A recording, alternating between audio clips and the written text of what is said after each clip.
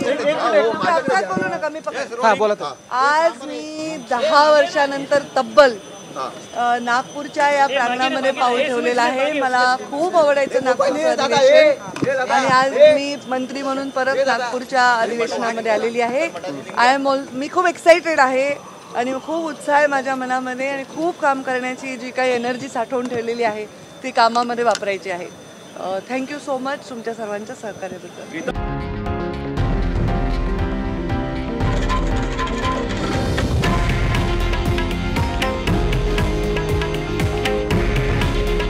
हे आहे देशातील नंबर 1 न्यूज नेटवर्क आणि आपण पाहत आहात TV9 मराठी.